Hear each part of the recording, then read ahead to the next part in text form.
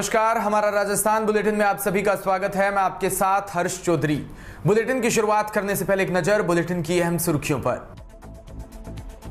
बसपा से कांग्रेस में शामिल हुए 6 विधायकों की सदस्यता जाने पर पायलट ही गहलोत सरकार के खेवनहार। अलवर में रात चलते राहगीरों से मोबाइल छीनने वाले गिरोह का पर्दाफाश, 2 अभियुक्त गिरफ्तार।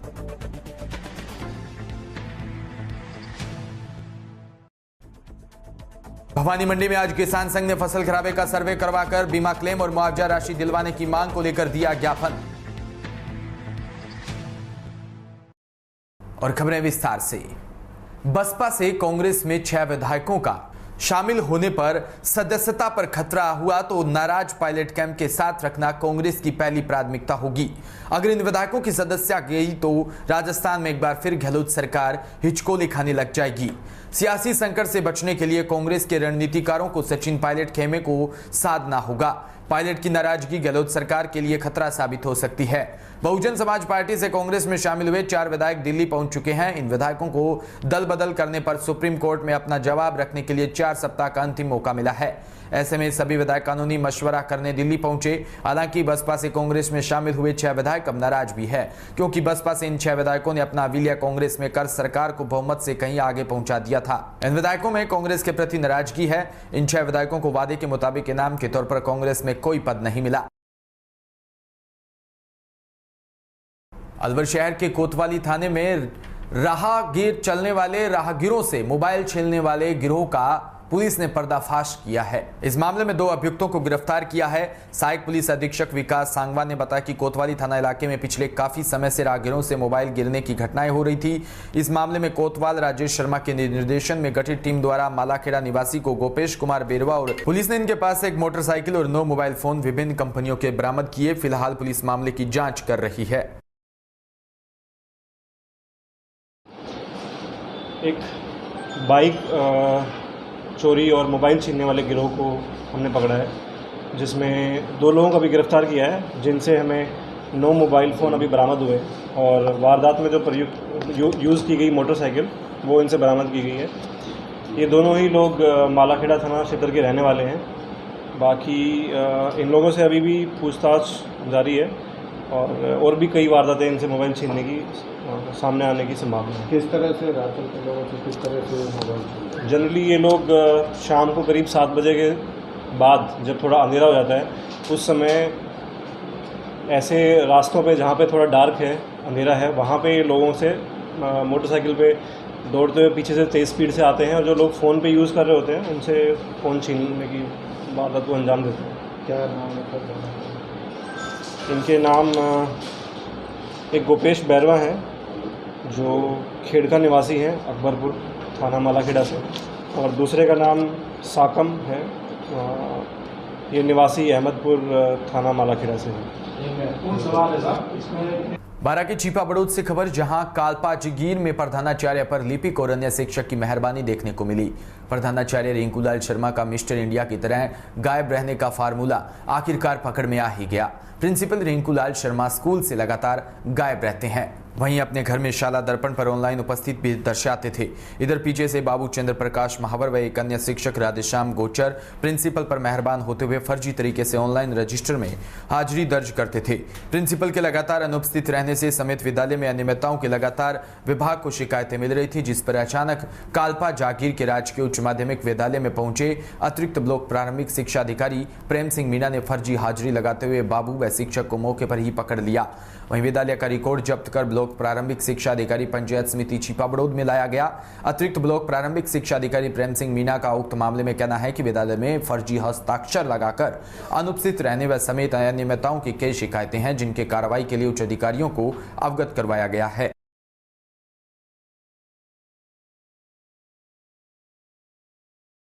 भवानी मंडी में आज किसान संघ ने फसल खराबे का सर्वे करवाकर बीमा क्लेम और मुआवजा राशि दिलाने की मांग को लेकर ज्ञापन भारतीय किसान संघ की बैठक में प्रांतीय उपाध्यक्ष रघुनाथ सिंह की अध्यक्षता में कृषि उपज मंडी भवानी मंडी में रही। वहां सभी किसान बाइक रैली निकालकर तहसील कार्यालय पहुंचे और तहसील में 2 घंटा धरना देकर तहसीलदार को राज्य सरकार के नाम ज्ञापन दिया। तहसील अध्यक्ष पीरू सिंह मोया खेड़ा ने बताया कि बुवाई के बाद 25 दिन तक बारिश न होने से कहीं किसानों के बीज नष्ट हो गए और जब बारिश हुई तब लगातार बारिश होने से फसलें जहां की तहां रह गई। कहीं कहीं थोड़ी बहुत बची थी, वह भी अब पक चुकी थी और अब तो लगातार बारिश हुई से पूर्णतः नष्ट हो चुकी है। किसानों का 80 से 90% खराबा हुआ है।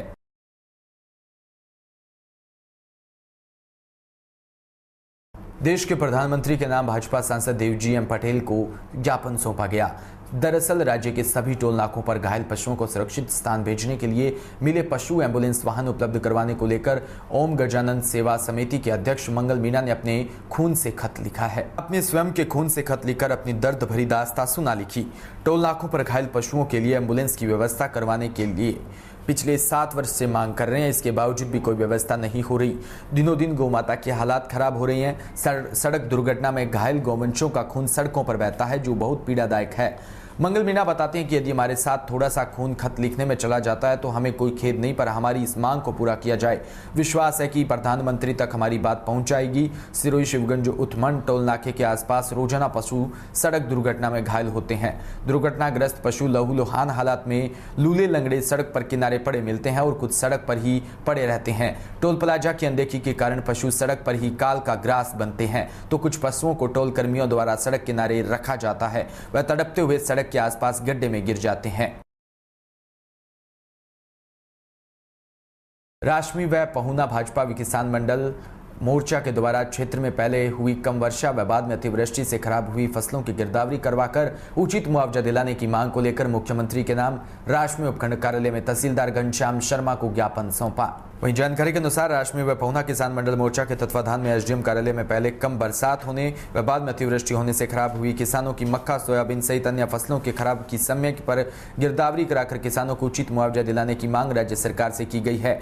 इस अवसर पर कपासन विधायक अर्जुन लाल जिनगर और पंचायत समिति राशमी प्रधान दिनेश बुनकर, राशमी मंडल अध्यक्ष जिनेन्द्र कोठारी सहित अनेक कार्य लोग उपस्थित रहे। मंडल राशमी और पहुना के द्वारा कार्यकर्ताओं ने फसल खराबे का ज्ञापन दिया और इस ज्ञापन में बताया कि हमारे क्षेत्र में अतिवृष्टि के कारण मक्का, जवार, बाजरा, सोयाबीन, तिल्ली, उड़द, मूंग, मूंगफली ये सब खराब हो गई है और अभी तक सरकार कांग्रेस की है राजस्थान में न तो गिरदावरी की है न इन काश्तकारों को मुआवजा देने की कोई कार्रवाई चालू की है। इस संबंध बारा के हरनावदा शाहजी से छिपा बड़ौद की ओर जाने वाली बस का अचानक स्टीयरिंग फेल होने से अनियंत्रित होकर श्रीपुरा चौराहे के निकट खाई में बस उतर गई। गनीमत रही कि बड़ा हादसा होते होते बच गया। किसी भी यात्री को गंभीर चोट नहीं आई। घटना की सूचना मिलते ही हरनावदा थाने की पुलिस मौके पर पहुंची और ग्रामीणों की मदद से सभी यात्रियों को सकुशल बाहर निकाला गया। हनुमानगढ़ जिले के भादरा क्षेत्र में गुरुवार को बेरोजगार शारीरिक शिक्षकों ने गांधी पार्क में एकजुट होकर शारीरिक शिक्षकों की भर्ती को खोलने को लेकर नारेबाजी करते हुए उपखंड कार्यालय भादरा पहुंचे और सत्यवान वर्मा के नेतृत्व में मुख्यमंत्री के नाम उपखंड अधिकारी शकुंतला प्रचार को ज्ञापन सौंपा। उसमें यह मांग रखी कि सरकार जहां खेलों के विकास की बात करती है वहीं स्कूलों में शारीरिक शिक्षकों के पद खाली पड़े हैं, जिसमें खेलों का विकास में बच्चों की खेलों के प्रति रुचि नहीं बढ़ाएगी। हर स्कूलों में एक शारीरिक शिक्षक को नियुक्त किया जाए।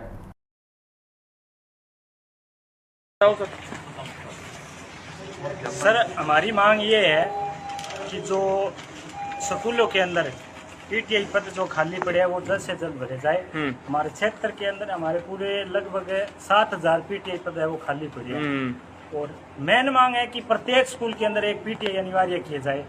तो सभी ये जो बेरोजगार शारीरिक शिक्षक है इन्होंने आज ये मांग की है कि जल्द से जल्द भर्ती निकाली जाए और हमारी मांग जो है वो पूरी की। सर, भर्ती ना निकलने पे अगला आपका क्या क्वेश्चन रहेगा? अगला ये तो जी शांतिपूर्वक है, आगे करेंगे आंदोलन बड़ी तेजी से। जयपुर भी हो सकता है करेंगे। पीछे विधानसभा घेराव हुआ है हमारे शारीरिक शिक्षकों के द्वारा।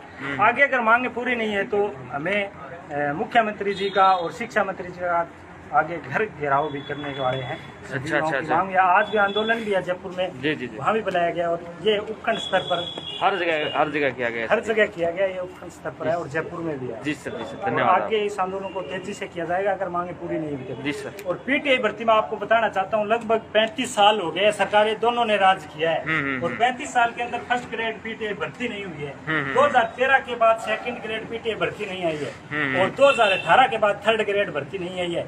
इस सरकार को बने हुए लगभग 3 साल होने वाले हैं और पीटीआई भर्ती के नाम पर शिक्षा मंत्री के और मुख्यमंत्री के जुबान पर अब तक कोई नाम नहीं आया है। ये कह रहे हैं खेलों के अंदर, स्कूलों के अंदर बढ़ावा दे रहे हैं खेल के, तो पीटीआई उसके अंदर है नहीं। खेलों के अंदर आप फाइलों के अंदर और सोशल मीडिया पर बढ़ावा दे रहे हो। आप, हमारी मांग है जल्द से जल्द आप पीटीआई भर्ती निकालो और जो पद खाली है वो भरे जाए और स्कूलों के अंदर खेलों को आप बढ़ावा पीटीआई के जरिए दे सकते हो।